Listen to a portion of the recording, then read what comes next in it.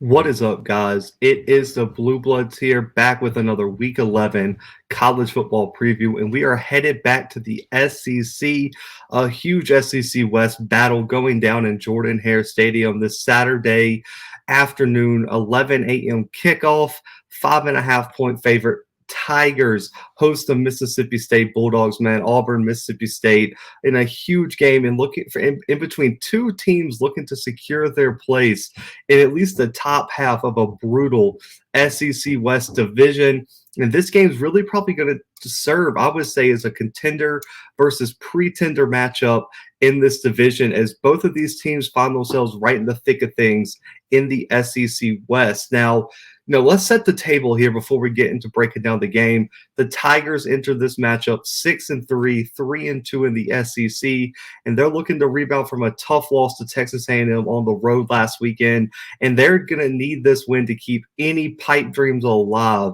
of having a chance to sneak into the SEC championship. They're going to need A&M to lose a game, and they're going to need to hold the tiebreaker over Alabama at the end of the season. So they need a lot of things to happen, but the dream for Brian Harsin's squad is still alive, and there's no better way to bounce back than in front of a home crowd in Jordan-Hare Stadium, which is one of the best environments in the SEC. Now, for the Bulldogs and Mike Leach, man, they enter this one at 5-4, 3-3 in the SEC, and are also looking to bounce back from a division loss against Arkansas in an extremely close game last weekend. But Mike Leach and his air raid attack, man, and their surprisingly stout defense can make a huge statement this weekend with their third top 20 win of the season, man. They have a chance to pull off another big win, and Mike Leach's team has been playing excellent football down the stretch. Now, this series has a long history dating back to 1905, and the Tigers currently hold the 65-27 lead in this overall series with two ties in that as well. And they currently hold the 2-game win streak over the Bulldogs, with the Bulldogs' last win coming in 2018 in a 23-9 domination over Auburn. So that is the table, man. We got everything set. What are the keys for these teams, though? Now, for the Tigers, I'm going to say it still lies with being balanced with their offense. We saw how out of sorts this offense got when it became one-dimensional, when both the rushing and the passing attack are not working in sync. When the rushing attack with Bigsby and Jarquez Hunter is rolling, it really opens up things for Bo Nix and these wide receivers in the passing game. They're still fairly balanced all season, 240 through the air, almost 190 rushing per game.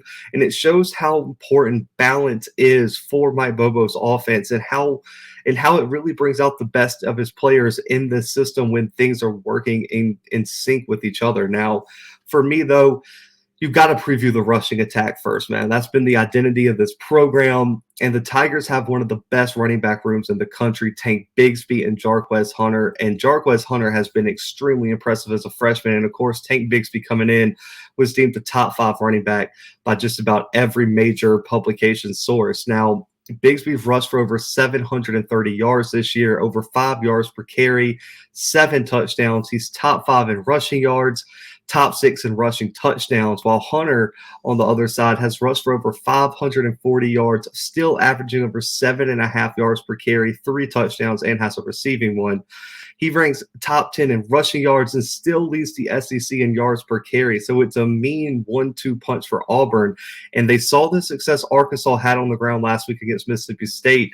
They're going to have to replicate that and keep this air raid attack on the sideline as long as possible for Mississippi State, and not let Mississippi State take advantage of a worn-down defense late in the game. Now, they lean on the outside off tackle and right up the middle in terms of their run game. Nick Brahms, an all SEC center, really helps this rushing attack, and it's going to be interesting to see how they do it against a solid Mississippi State defense. Now, off tackle, they're averaging over 6 yards per carry. 10 of their rushing touchdowns have come from off tackle runs, 48 first downs, and over 25 explosive runs, while Right up the middle, they're averaging over 6.5 yards per carry, 11 explosive runs, over 400 total yards. So Mississippi State is going to have to set the edge, but also the interior of this defense is going to have to be ready for Bigsby and Hunter, because if they make the first guy miss, it could be a long day for Mississippi State, because Bigsby and Hunter are not going to go down at first contact. You have to get them down, because if they start making people miss, things could get real tough on this defense. Now, the Tigers have to dominate. Like I said, limiting the possessions for Mississippi State this weekend is going to be key. Mississippi State is going to wear down your defense if you cannot control the football, cannot control the pace of the game. So the rushing attack is going to be extremely important this weekend for Auburn. Now, up until last week, in a pretty bad performance, the narrative had really shifted on Bo Nix. Before last week, he was a completely different quarterback that we saw before he was benched against Georgia State, LSU, Ole Miss, Arkansas. Those games, he was electric. And this weekend, he's going to have a bounce back performance, because last week everything just didn't seem to click right for this Auburn offense. Nix is still thrown for almost 2,000 yards, 9 passing touchdowns, 3 picks, and 4 rushing touchdowns. He's still top 6 in passing yards and still tied for second in fewest interceptions this season. The one part of Bo Nix's game that I've really been impressed with this year has been his mid-range passing attack, though. That's been what's really evolved in this Mike Bobo offense, is his ability to push the ball down the field a little bit and attack the middle of the defense. Now, on these intermediate routes, 10 to 19 yards down the field, over 500 yards passing, a touchdown, over 30 first downs generated, and almost a 93 Pro Football Focus passing grade. That is where Nix thrives, and when his offensive line gives him time, he's really able to make the proper decision and get the ball to his wide receivers in one-on-one coverage. And if you're playing zone, they just find the soft spot in the zone in that intermediate range, and they're going to make you pay. Now, the wide receivers have improved weekly, but last week was a tough week for this Auburn wide receiving core. The tight ends and the wide receivers for Auburn have to play big-time football this weekend. Kobe Hudson, Demetrius Robertson, these guys have to be big. They're the 2 leading wide receivers, both over 300 yards receiving, both combined 4 touchdowns for them. But also John Samuel Shanker, Luke Deal, Tyler Fromm, they have to play big as well. Shanker over 300 yards receiving for a tight end. The days of Auburn not using the tight end are long gone. And so these guys are going to be keys for Auburn. You have to be balanced. You have to play your type of game. Control the pace of the game if you're Auburn. Limit Mississippi State's possessions, and that's going to be the key for the Tigers this weekend. Now, on the other side, for the Bulldogs, it should be obvious what the key is. If you've watched any Mike Leach game for his entire career, you know it all starts with the passing game for the Bulldogs. And Will Rogers and this group of talented wide receivers that are going to be looking to make plays against an Auburn defense, allowing almost 230 through the air per game, and also have been picked apart by the likes of Sean Clifford this season. You know, at times Zach Calzada had made some big throws last weekend. They're going to have to play big-time football. Stetson Bennett had a big game. The Auburn secondary is going to be tested this weekend. We're going to get a lot of answers on what Derek Mason is bringing with his defense. Now, this passing attack has been elite for the Bulldogs. Over 370 yards per game through the air this season. That is 5th in the entire country. And this offense all starts and ends with the quarterback for the Bulldogs, and that is Will Rogers. Man, I was really high on this kid coming out of last year. I thought he could be a breakout player, and he is doing everything in his power to do that. Over 75% of his passes completed in an air raid attack where they throw the ball more than anyone. He is being so efficient, and he's thrown for over 3,300 yards, 23 passing touchdowns, and only 8 turnovers. He leads the SEC in passing yards. He leads it in completion percentage. He's 2nd in passing touchdowns, and he's 5th in QBR. This guy has done it all for Mississippi State, and he's really been the key for this Mike Leach team taking a step up in their play this season. So you have to give Will Rogers his credit for playing lights out this season for Mike Leach. Now, for me, the most impressive aspect of Rogers' game is his ability to attack the defenses using his short to intermediate passing game, which accounts for over 60% of his total throws. That means there's passes 0 to 19 yards down the field, completes over 70% of them, almost 2,000 yards, 14 touchdowns, 5 picks, and over 120 first downs generated. The Auburn defense is going to have to play discipline. They're going to have to be comfortable in coverage, and they have to force Rodgers into some mistakes. If you allow him to sit back in the pocket and pick you apart, dinking and dunking and pushing the ball down the field, you're going to have a major problem on your hand this weekend, because this offense can get into a serious rhythm, and you're going to be in a lot of trouble. Now, as much credit as I give Rodgers, this wide receiving core is deep, and even though the running backs don't run the ball a lot, the running backs are all so involved in the passing game, and they're going to be some people to watch. But for the wide receivers, Mekhi Polk, over 70 catches, 720 yards, and 6 touchdowns, top 5 in receiving yards, first in catches, and top 4 in receiving touchdowns. Jaden Walley, top 10 in catches, top 5 in receiving touchdowns with 5. Also, Austin Williams, Malik Heath. These are all guys you're going to have to know. As Heath is still top 10 in receiving touchdowns, and Williams is top 10 in catches. So they are 4, 5, 6 deep at the wide receiver spot. And then the running backs with Jaquavius Marks and Dylan Johnson. Jaquavius Marks has 64 catches as a running back, guys. 3 touchdowns. He's second in the SEC in catches and top 10 in receiving touchdowns right now for Marks. He's going to be a problem out of the backfield, which means the Colby McLean, Owen Papo, and these linebackers are going to have to play big-time football, and these safeties with Smoke Monday and Donovan Coughlin are going to have to be able to keep up with these running backs, man, because they are going to be a problem and going to be a key piece of this passing attack. Now, Dylan Johnson, 5th in the SEC in catches with over 47 catches for almost 300 yards. The way the passing attack can attack you with so many different weapons at different levels of the field, and really and truly how Will Rodgers does not get shaken often, that is going to be the key for Mike Leach's team, is just to do what you do.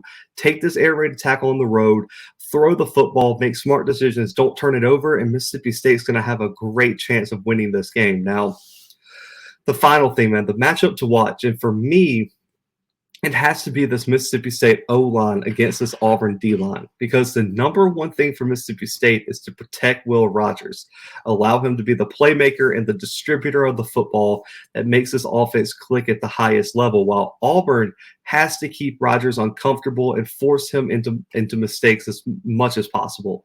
Now, the Bulldogs' offensive line has allowed the 3rd most sacks in the SEC this season, with over 25 sacks allowed, 80 QB pressures over their first 9 games.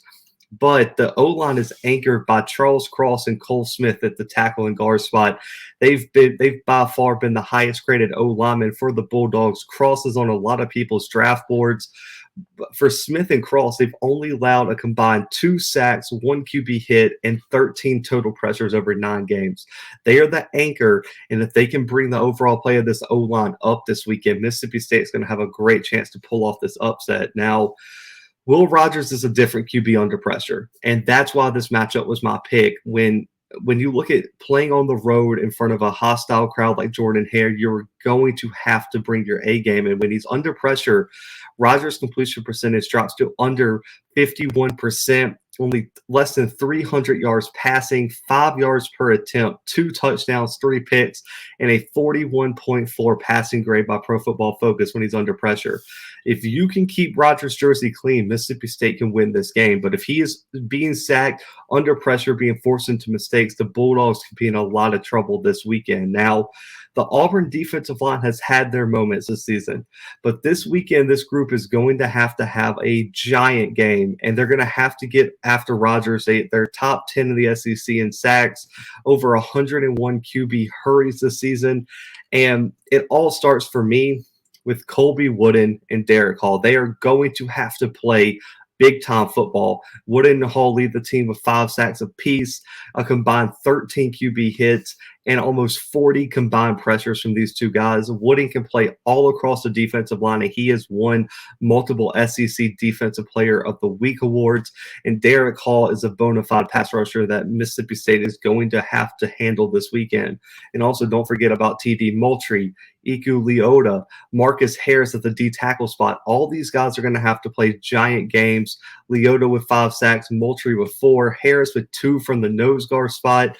and they all have multiple QB hurries. These guys are going to be the X factors, along with Owen Papo and Jacoby McClain playing in the backfield and handling the running backs out of the backfield as well. Now, on this podcast, man, y'all see the jerseys in the background. Completely unbiased here. I picked against Auburn more than I've picked them on this podcast, but for me, I have a tough time believing Mississippi State can come into Jordan-Hare and be so one-dimensional without a running game to beat this Auburn team with the way the running defense is playing. So for me, I think Bo Nix is a different quarterback at home. I think that was a wake-up call last week for both of these teams. I think it's going to be back and forth. One team leads, the other team leads, and it's just going to go back and forth all the way to the end of the game. I just trust right now Auburn to make one stop, or this run game to make one play to win the game, similar to what Arkansas did last week. And so for me, I think the Tigers squeak by with a 34-30 win over the Mississippi State Bulldogs. So a 4-point win for the Tigers. Doesn't cover the spread, but it's a big win for Harsin and the Auburn Tigers. But guys, like the video, subscribe now if you're new, and comment your score predictions below for this huge SEC West matchup. I have the Tigers 34, Bulldogs 30, man. I appreciate y'all tuning in. We'll be back tomorrow with more college football previews. But for right now, man, the Blue Bloods are out.